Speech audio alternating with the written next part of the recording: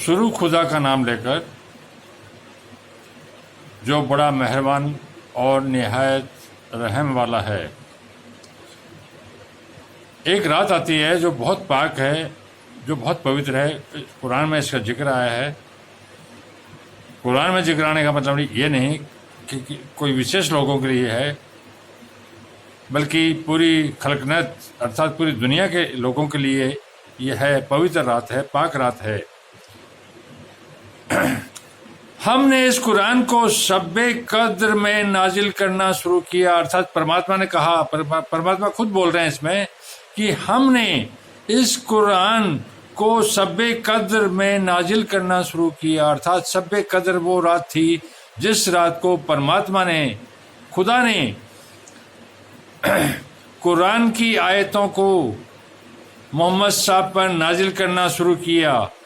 और तुम्हें क्या मालूम कि शब्बे कद्र क्या है, अर्थात पूरी दुनिया को बता रहे हैं कि तुम्हें क्या मालूम कि शब्बे कद्र क्या है।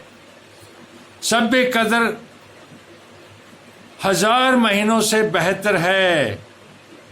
इसमें रूहुल अमीन और फरिश्ते हर काम के इंजाम के लिए, इसमें रूहुल अमीन और फरिश्ते हर काम के इंजाम के लिए अपने परवरदिगार के हुक्म से उतरते हैं। अर्थात शब्बे कद्र वो पवित्र और पाक रात है कि जिसमें रूहुल अमीन और फरिश्ते, जिनमें से एक जिब्रिल भी फरिश्ता है जो जिसका बाइबल और कुरान दोनों में जिक्र आया है कि ये अपने परवरदिगार अर्थात हमारे परमात्मा के आदेश से धरती पर उतरते हैं और अच्छे काम के लिए उतरते हैं ताकि लोगों का कल्याण हो। ये शब्बे कद्र वो रात है जिस रात को फरिश्ते धरती पर परमात्मा के आदेश से आते हैं। यह रात सुबह होने तक अमान और सलामती है, अर्थात यह रात, पूरी रात अमान और सलामती है, अर्थात बहुत पवित्र है जब तक सुबह नहीं हो जाए। इस रात को जो कुछ मांगना हो पूरी दुनिया को, वो इन फरिश्तों से मांगे, क्योंकि ये देने के लिए आए हैं।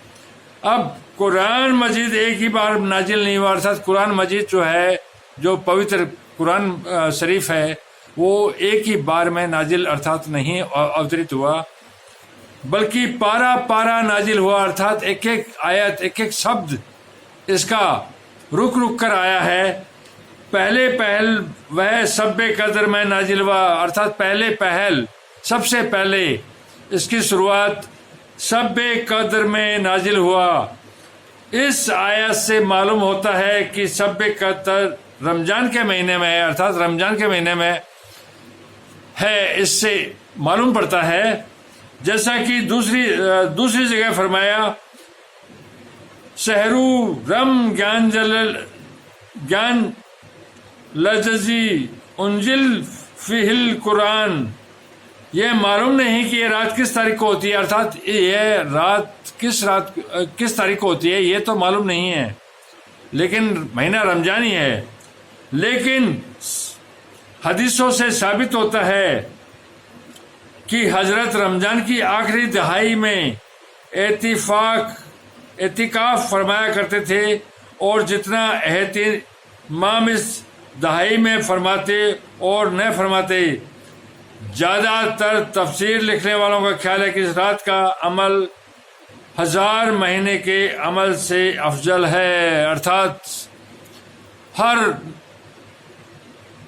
जानने वाले ने बताया है कि इस रात का अमल, अर्थात इस रात को जो कार्य करेंगे उसका अमल 1000 महीने के अमल से भी अफजल है। अर्थात इस महीने में जो आप कर्म करोगे वो 1000 महीने दूसरे कर्म करोगे उनसे भी अफजल, अर्थात उनसे बहुत पवित्र और वो बहुत ऊपर है।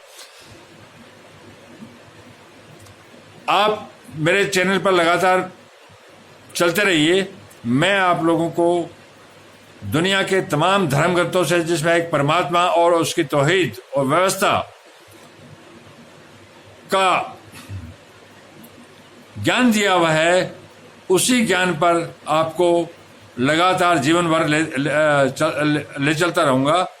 सभ्य कदर वो रात है जो किसी धर्म विशेष से का न जोड़ें आप। सभ्य कदर सभी के लिए पवित्र है। ये वो पवित्र रात थी जब परमात्मा ने मनुष्यों को एक तौहीद अर्थात एक कानून बताने के लिए एक नबी पर अपना ज्ञान फरिश्तों के माध्यम से अवतरित किया। तो ये कोई एक धर्म विशेष के लिए नहीं है कि ये सिर्फ किसी इलाके या एक किसी कौम विशेष का हो। ये पूरी मानव जाति के लिए है। कोई भी ज्ञान जो परमात्मा की ओर आपको ले जाए वो किसी एक का नहीं हो सकता। ये पूरे संसार का ज्ञान है। परमात्मा का नाम जो कुरान में आया है, जिसको मोहम्मद साहब ने सर्वप्रथम बताया, रबुल ए आलमीन अर्थात सारे संसार का मालिक, जो सबका मालिक है वही परमात्मा। तो सबका मालिक है तो वो किसी एक का मालिक नहीं है, तो उसका ज्ञान भी किसी एक का नहीं है। ये पूरी मानव जाति का है। आज भी और आने वाले समय के अंदर भी आप लगातार मेरे चैनल पर चलते रहिए। मैं आपको उसके सच्चे दीन पर लगातार ले चलूँगा। मैं कभी किसी को ये नहीं बताता कि तुम ये पढ़ो, तुम ये करो, तुम ये करो। मैं सिर्फ एक परमात्मा और उसके कानून जिससे आपका सुधार हो, संसार का सुधार हो, उसी पर चलता रहूँगा। ये धरती के धर्म है, धरती के धर्म है, उनसे मेरा कोई वास्ता नहीं है। मैं एक परमात्मा और उसके रसूल पर आप लोगों को लगातार ले चलूँगा ताकि आपका जीवन, आपके परिवार का जीवन पवित्र से पवित्र हो। जितना पवित्र हो आप अपने जीवन को करोगे उतना ही परमात्मा के नज़दीक जाओगे। परमात्मा को किसी ने नहीं देखा लेकिन वो है, वो अपने कार्यों में दिखाई देता है। तो अपने कृपा करके अपने कर्मों पर और कर्मों पर ध्यान रखें कि कर्म का दंड जो है वो प्रत्येक मनुष्य को भोगना पड़ता है। कर्मों का बंटवारा कोई नहीं कर सकता। जो जैसा करेगा उसको वैसा प्राप्त होगा ही होगा। यही सभी धर्म का, सारे धर्मों का मूल है। दया रखें, दया धर्म का मूल है, अर्थात बिना दया के धर्म हो ही नहीं सकता। लगातार एक परमात्मा का ध्यान करें और उसमें वक्त दें, उसकी पूजा पाठ करें, नमाज पढ़ें या गुरुवाणी करें। जो भी कुछ करना हो वो सिर्फ एक परमात्मा के नाम पर करें और अपने पवित्र कमाई में से ज़कात इत्यादि भी दें, क्योंकि जो कुछ आपको इस संसार में मिल रहा है वह उस परमात्मा की कृपा से मिल रहा है। तो अगर आप ये करोगे तो आपका माल और धन दौलत बढ़ेगी, उससे कम नहीं होगी। जितना दोगे उसका कई गुना पाओगे। धन्यवाद। कल फिर मुलाकात होगी।